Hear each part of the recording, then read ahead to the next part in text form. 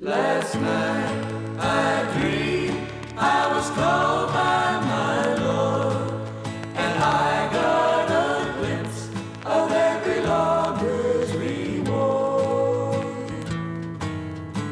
Last night I dreamed I lost my life in a logging accident. And for a while, I wasn't sure which direction I'd went. And then an angel appeared before me and said, "We've been waiting for you. There's a logging operation up here that we just like to show you through." And I thought, I must not be in heaven. This is just some sort of a devil's trick. Till he showed me the crew bus, a phantom Rolls Royce with carpets 2 inches thick. And then he introduced me to the woods boss, and I asked him man to man, "If we're in heaven, why do we have to work? I don't quite understand." He said, "You know how it is with loggers. If they can't log, well, they'd all be bored. So we decided to give you a glimpse of every logger's reward." Well, they were flying pure gold chokers. They wouldn't kink and the bells wouldn't clog. And they wouldn't wrap around your neck and legs when you was trying to hook a log. The ground wasn't steep, and that big hook tender, instead of being mean, was shaking hands with all his crew and telling them they were the best men that he'd ever seen. The yarder engineer and grapple operator were even smiling that day. And I knew that this must be heaven as I turned to walk away. Last night I dreamed I was called by my Lord, and I got a glimpse of every logger's reward. Then he took me down to the truck shop, where I really got a surprise, because the master mechanic was praising all of the truck drivers right there before my eyes. And the truck boss and the drivers and mechanics, nobody called anybody a bad name. And when the owner come in and asked about a breakdown, well, they all tried to take the blame. Then he took me down to the office, and I met the bookkeeper there, and got a bigger surprise than I'd got that day anywhere. He was checking the time books and telling the owner, "Well, these loggers are all underpaid. If at the end of the month every one of them hasn't made twice the money I've made." And then the angel said, "It's time that I showed you our big company bulletin board and all the loggers we expect in the next few years to come and claim their reward."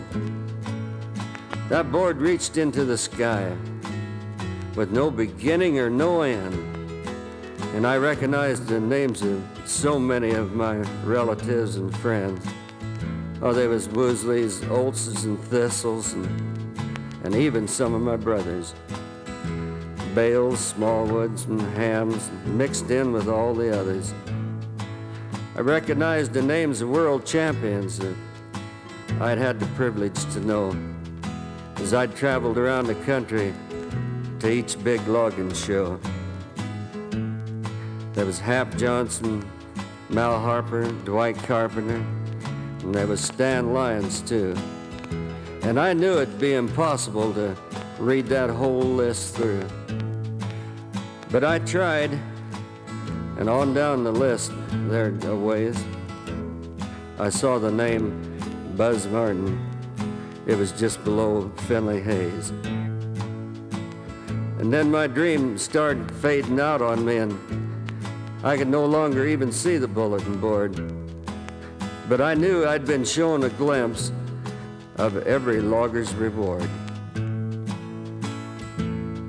Last night I dreamed I was called by my Lord, and I got a glimpse of every logger's reward. Almost every logger that I've known had a Model A sometime or other in their life, so we thought we'd throw this one in for you.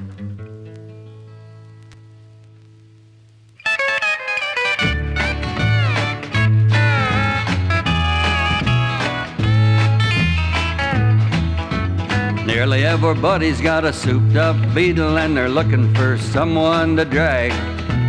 My old clunker might be classed as a junker, but I'm still gonna stand here and brag.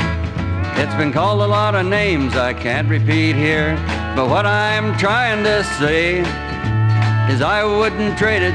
Henry Ford made it, and he called it a Model A. An Impala load of boys said, "What's that noise? It sounds like you ain't going far." I said, "That $3,000 you hear jingling in my pockets, the difference in the price of our cars." And they had no more to say, they just went on their way.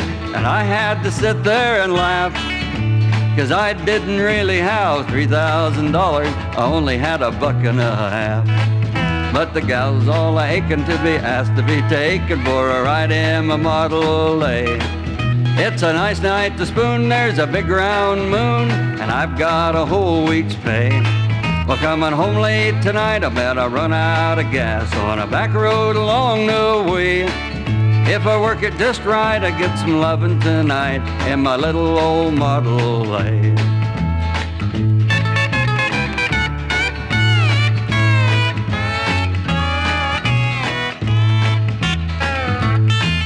Well, your pink Cadillacs and your GTOs, they really get out and go. But you can't keep them going with a chunk of baling wire and some parts from an old radio. And try putting bacon rind in a burnout bearing and going merrily on your way. We just as well face it, they could never replace it, the little old Model A. And the gal's all aching to be asked to be taken for a ride in my Model A. It's a nice night to spoon, there's a big round moon, and I've got a whole week's pay. Well, coming home late tonight, I'll bet I run out of gas on a back road along the way. If I work it just right, I get some lovin' tonight in my little old Model A.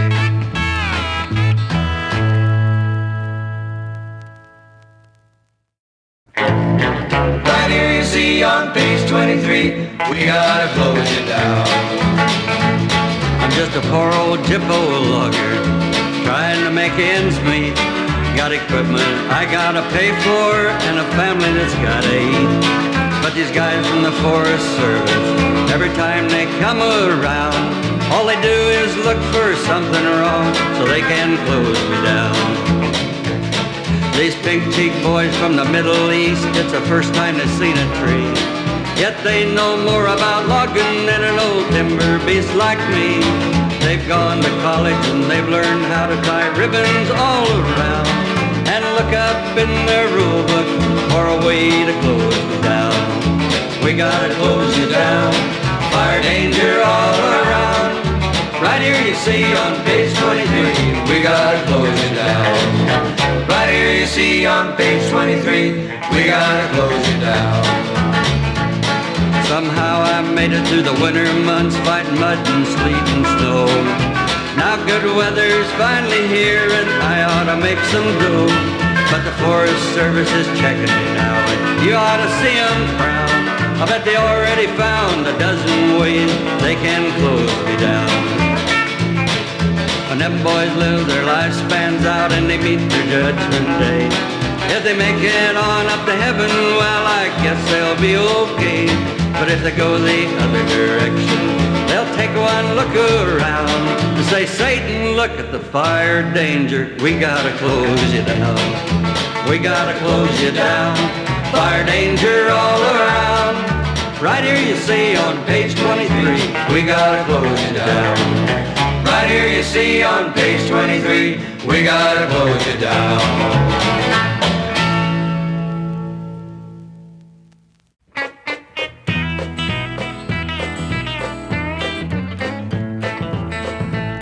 We're the Northwest unsung heroes, the backbone of this land. Where there walks a timber faller, we claim there walks a man. The rigging crew and the sawmill boys are always putting us down. But they can't log 'em and they can't saw 'em if we don't cut 'em down. Strong winds and widow makers, they don't bother us at all. We don't care what the weather's like, if it's winter, spring, or fall. We don't complain if the timber's small or if the ground is steep. Hard work don't scare us, we can lay right down beside it and go to sleep. Fire warden said no smoking, boys, we can't burn up the woods. My partner said try a chew of this snooze, this stuff is really good. I said can you get used to chewing that snooze? He said I hope to shout. I took a big old chew and it turned plumb blue and they had to pack me out. Strong winds and widow makers, they don't bother us at all. We don't care what the weather's like, if it's winter, spring, or fall. We don't complain if the timber's small or if the ground is steep. Hard work don't scare us, we can lay right down beside it and go to sleep.